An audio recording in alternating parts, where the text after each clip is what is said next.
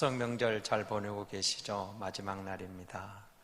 다녀오신 분들 마지막까지 좋은 시간 되시고 또 안전하게 잘 오갔으면 참 좋겠습니다. 성경을 우리가 하나님의 말씀으로 받고 믿고 살아갑니다. 예수 처음 믿고 성경 읽기가 쉽지 않습니다.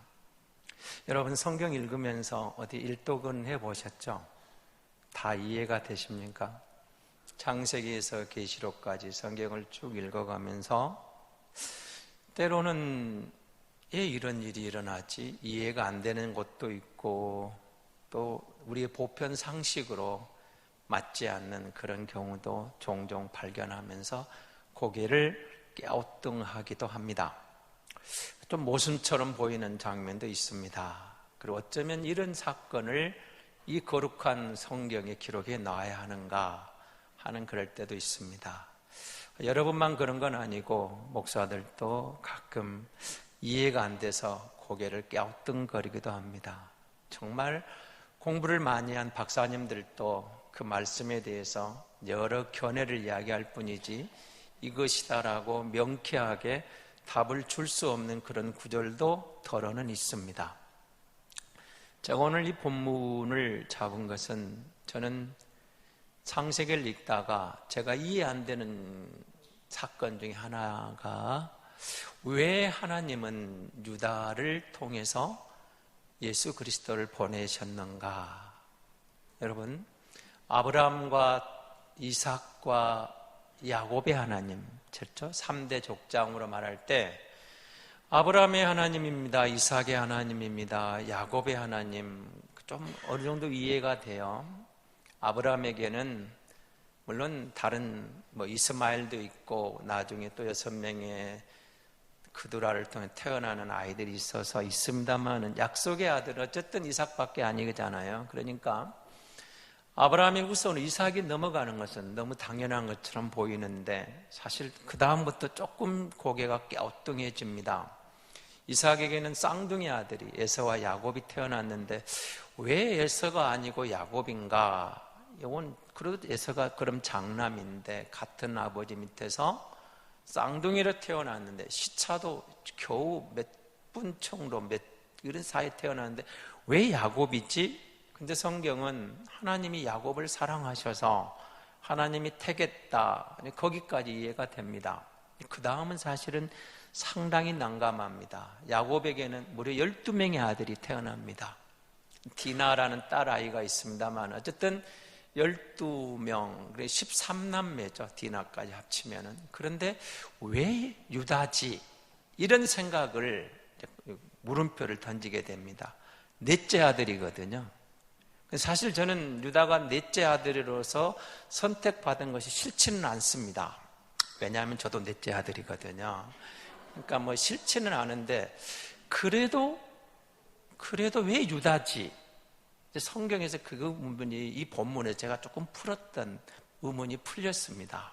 그래서 이 본문을 좀 길지만 쭉 잡아놨는데 여러분 이 말씀을 들으시면서 오늘 이제 성경 봉독하신 지사님이 긴 본문을 읽고 잘하셨어요. 근데 제가 왜 본문을 끝까지 이렇게 길게 잡았냐면 사실 여기에 이 야곱의 아들 유다가 그의 동생 요셉, 사실은 동생인 줄도 모르죠. 애굽의 국무총리에게 아버지를 위해서 아들 동생 베냐민을 위해서 청원하는 내용, 호소하는 내용에는 굉장히 깊은 의미가 담겨 있더라고요. 제 의문이 여기서 풀렸거든요. 그래서 여러분 잘 아시는 대로 야곱의 첫째 아들은 르우벤입니다. 르우벤은 장자지만 탈락합니다. 근데 분명한 이유가 있어요. 우리 이해가 됩니다. 왜요? 아버지의 침상을 더럽혔거든요. 좀 부끄러운 짓을 했어요. 그러니까 대를 잇기에는 그건 좀 그럴듯해요. 르우벤은 아버지의 침상을 더럽혔다. 비라와의 관계가 좀 그래요. 언급하기 어렵습니다만은 좀 거북한 대화입니다만은 거기에 아버지의 침상을 더럽혔다. 그래서 장남 자격 박탈. 그건 이해가 되죠. 그래도 둘째 아들 시몬이 있고 셋째 아들 레이가 있습니다. 레이는 그래도 여러분 야둥의 성막 이렇게 특별 구별된 레이 족속이잖아요. 그런데 왜 레이가 아니지? 시몬은 왜 아니지? 그 장면도 여러분 창세기 34장을 읽다가 그렇구나 이해가 됐습니다. 34장에 보면 이제 야곱이 이제 애갓집에서 돌아오는 과정에서 형 에서를 만나서 33장에 화해를 하고 34장에 사건이 하나 터집니다. 거기에 머무는데 히족속 중에서 그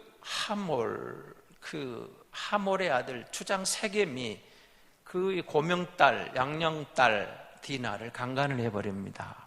이것 때문에 이제 대사건이 벌어지죠. 그의 오빠들이 그 이야기를 듣고 막 화가 났어요. 의분이 생긴 거죠. 그런데 제안을 했어요.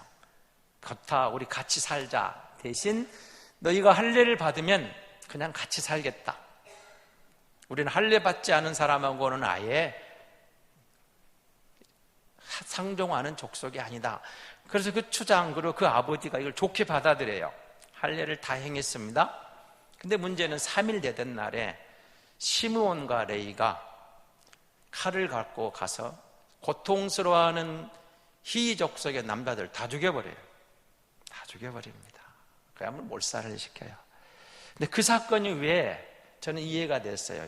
물론 동생에 대한 그것도 있지만 이게 이제 시므온과 레이가 제외되는 데는 그럴 수 있겠다라는 생각을 했어요. 왜요? 할례는 하나님이 그렇게 쓰라고 준 게 아니에요. 아브라함의 창세기 17장에 보면 물론 이제 이스마엘을 낳고 16장에 나오고 이 17장에 가면은 할례를 행하라고 해요. 아브라함과 이스마엘이 13살 되는 그때에 그의 가족 중에 모든 남자가 할례를 행합니다.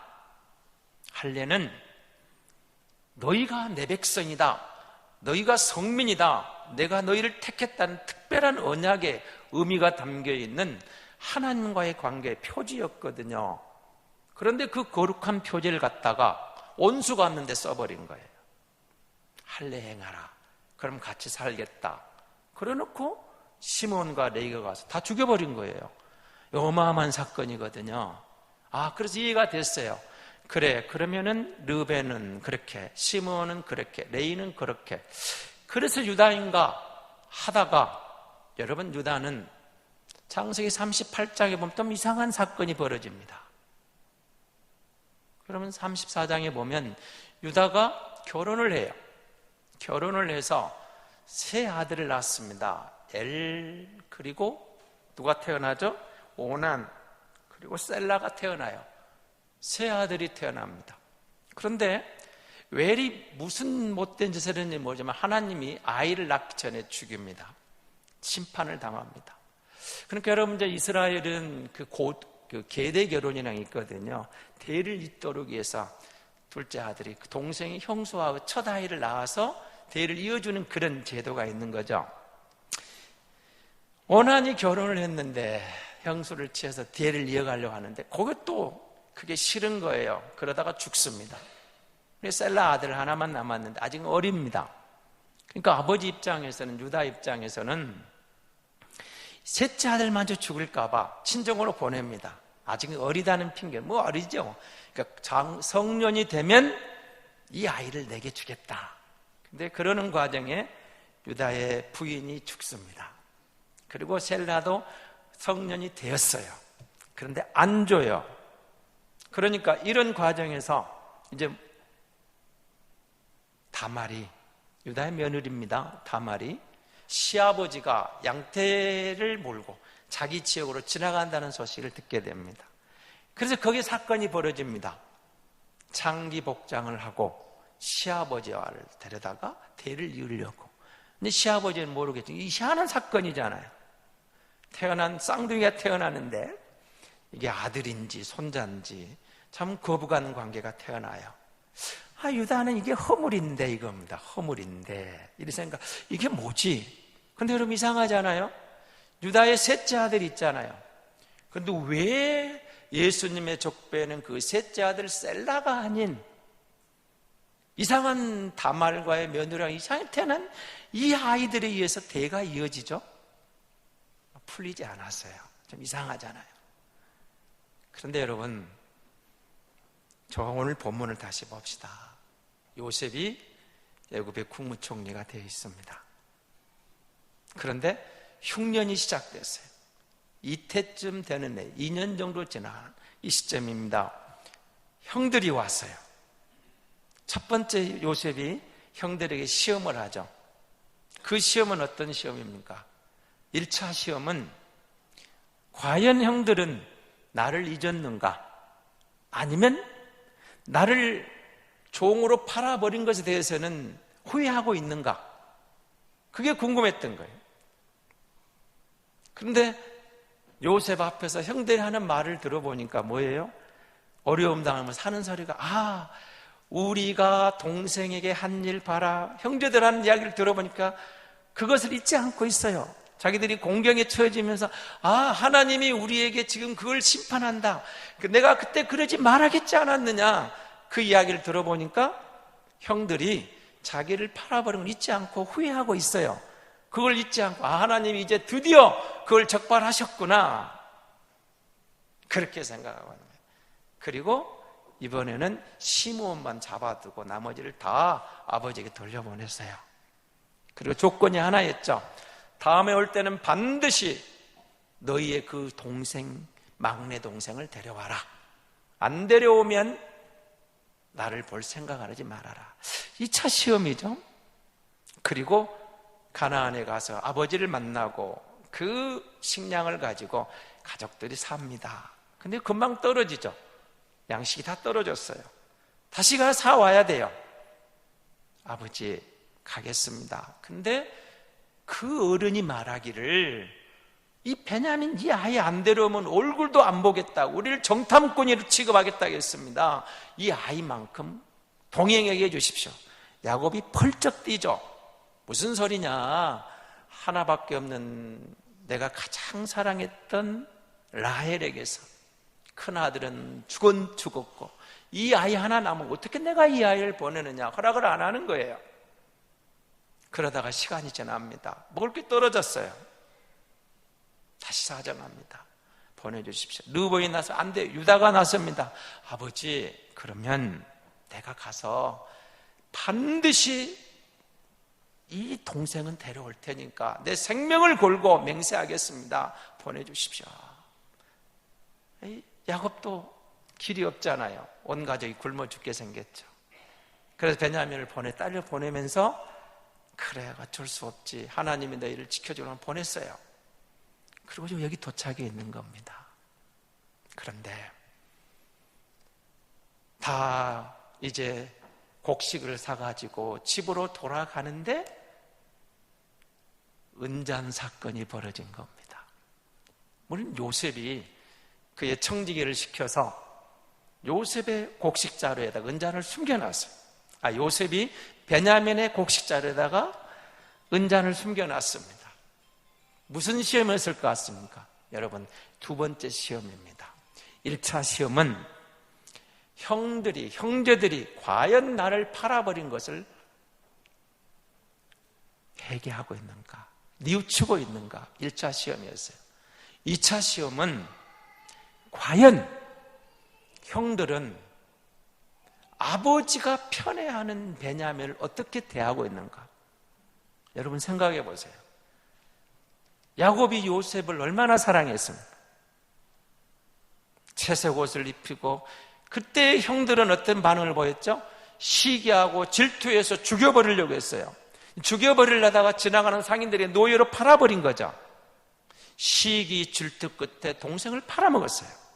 그러면 야곱 입장에서는 베냐민이 어떤 존재가 되겠습니까?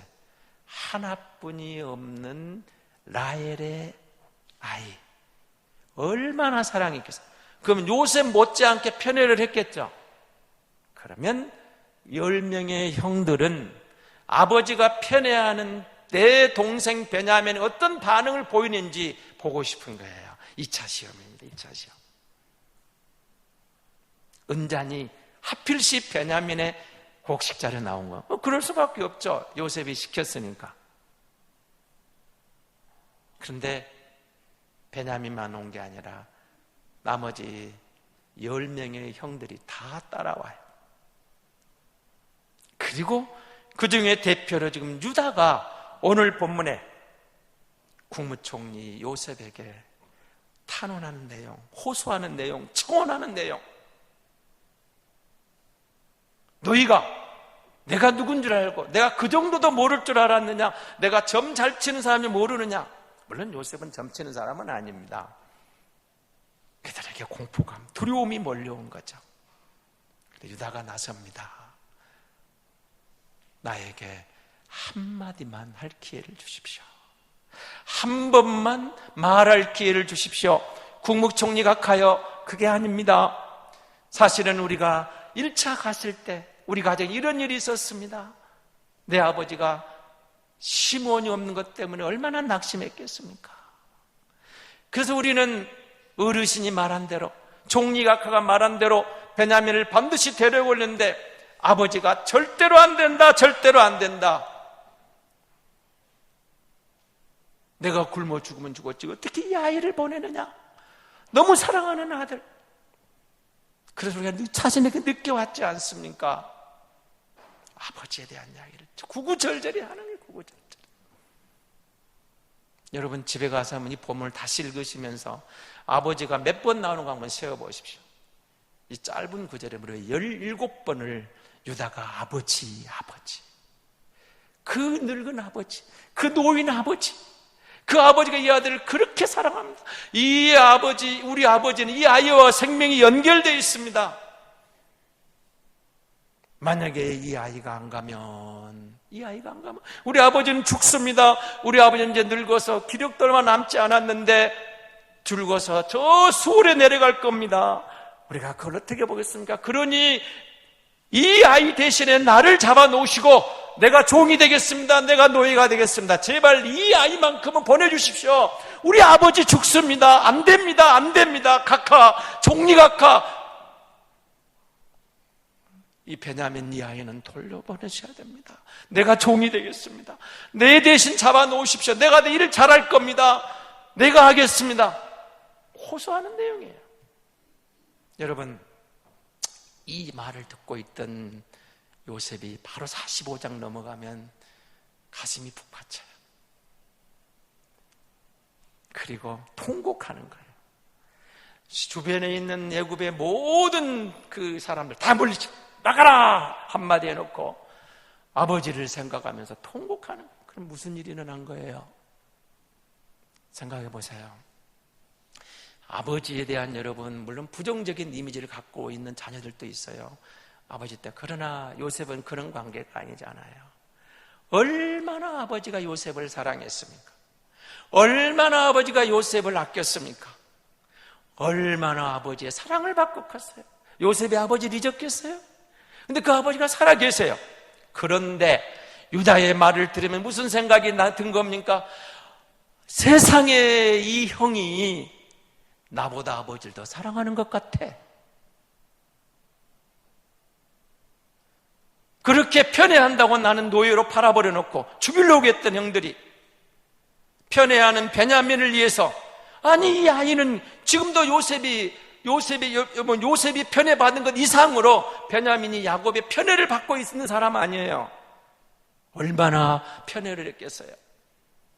더 요셉보다 더 아끼면 아꼈지 덜 하진 않았을 거 아닙니까? 이제 정말 하나밖에 없는데 얼마나 아꼈겠어요. 안 된다. 적어도 이 아이들은 안 된다. 그런데 유다가 나서 하는 말을 들으니까 말끝마다 각하, 총리 각하 아닙니다. 아닙니다. 제발 이 아이는 보내주셔야 됩니다. 이 아이가 안 가면 우리 아버지가 죽습니다. 내가 종이 되겠습니다. 내가 노예가 되겠습니다. 구구절절히 아버지 이야기를 하는데, 아니 정말 내 형이 나보다 아버지를 더 사랑하는 거야? 확인하는 거예요. 그렇게 편애하는데 그렇게 쉬게 하고 나를 팔아버렸던 그 형이 정말 맞는 거야? 구구절절히 아버지 사랑이 묻어나는 거예요. 호소하는 거예요. 청원하는 거예요. 아버지, 우리 아버지가 죽습니다. 안 됩니다. 나를 잡아놓으시고 내 동생은 보내주십시오. 내가 대신하였습니다. 그래서 요셉이 통곡하는 겁니다. 2차 시험에 통과가 된 거예요. 아, 형들이 나에 대해서 후회하고 있을 뿐만 아니라 편애하는 동생 베냐민에 대해서도 미워하지 않구나, 정말 사랑하고 있구나, 아버지를 이렇게 사랑한단 말인가? 아니, 내가 우리 아버지를 얼마나 사랑했는데 나보다 아버지를 더 사랑한단 말이야? 그게 확인되는 거예요. 그래서 그는 통곡하고 형들에게 고백합니다. 내가 요셉입니다. 형들이 얼마나 기가 막히게 말을 못해요. 내가 요셉입니다. 당신들이 팔아버린 그 요셉입니다. 그러나 나를 이곳에서 팔았다고 한탄하지 마십시오. 탄식하지 마십시오. 하나님께서 뜻이 있어서 나를 이곳에 보내신 건 나도 깨달았습니다. 요셉은 고난을 통과해 가면서 하나님의 섭리의 손길을, 하나님의 마음을 읽은 거예요. 그래서 형들이 원망스럽지 않은 거예요. 시험을 통과시키면 시험을, 두 가지 시험을 통해서 형들의 마음을 알아보고는 있지만 이미 용서는 했어요. 그만큼 성숙한 신앙이 돼 있었던 거죠. 고난을 통과하면서 더 성숙해진 거죠. 아버지, 우리는 오늘 이 본문을 보면서 저와 여러분이 하나님을 아버지로 믿는 성도거든요. 그리고 명심할 게 있습니다. 하나님이 하시는 일은 실수가 없다는 아주 기본적인 사실. 그리고 하나님은 우리가 안 되는 사건 가운데서 하나님이 정확하게 이루어가고 계시는 거예요. 하나님이 유다를 택한 이유도 분명히 했어요. 때로는 우리가 이해가 안 됐지만 본문을 보십시오. 동생을 위해서 이렇게 변호하면서, 이렇게 청원하면서, 이렇게 호소하면서, 아버지를 위해서, 동생을 위해서 자신을 던지는 형의 마음을 요셉은 잊고 감동을 받은 겁니다. 우리가 이해가 안 되는 유다 다말 같은데도 하나님의 뜻이 있었어요. 하나님이 운행하세요. 하나님이 섭리하시는 사건이 얼마나 감사한지 모릅니다. 이 땅에 되어지는 많은 일들이 우리에게는 이해가 안 되고 납득이 얼마나 많은지 모릅니다. 어쩌면 오랜만에 고향에 왔다 돌아가면서도 또 마음에 상처를 안고 갈 수도 있어요. 풀리지 않는 일들이 답답할 수도 있습니다. 그런데 여러분, 베냐민을 위해서 유다가 탄원하고 있다면, 호소하고 있다면, 청원하고 있다면, 나 같은 죄인을 위해서 예수 그리스도가 오셔서 우리를 하나님 앞에 청원하거든요.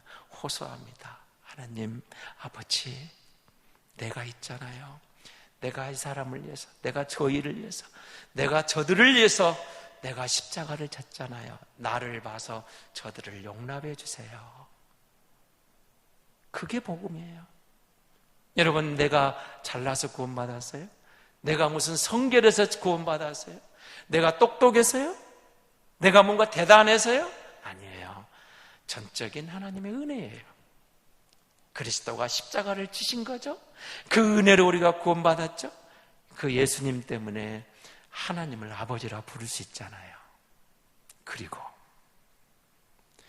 우리가 사는 날 동안 이해 안 되는 일들이 한두 가지가 아니지만 때로는 또 풀리지 않는 수수께끼 같은 일들이 전개되는 것 같지만 이것만큼은 기억하십시오.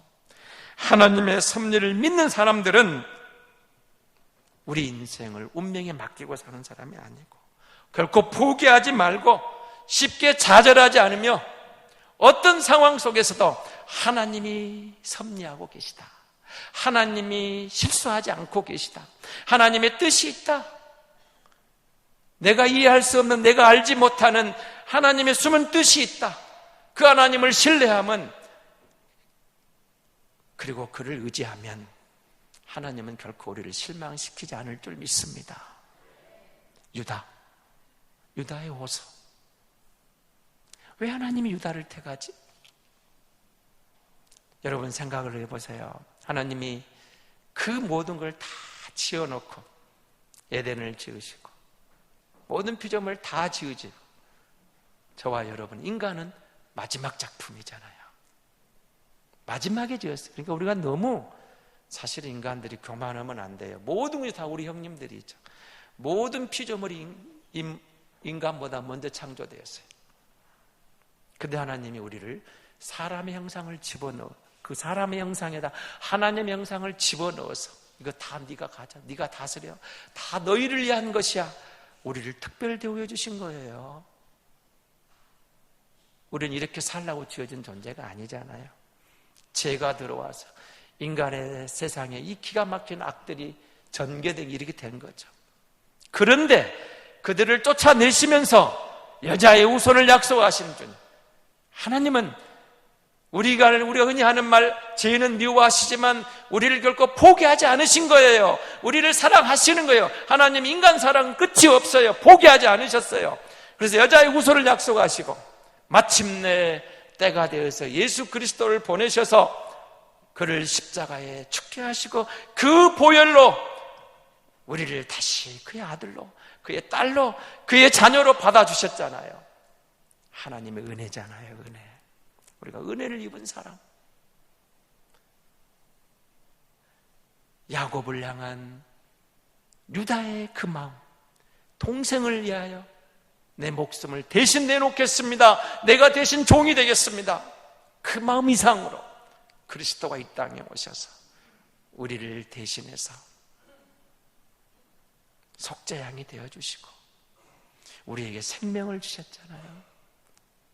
사랑하는 성도 여러분, 그러므로 우리가 살아가는 나그네 인생길 모든 여정에서 하나님을 바라보십시오.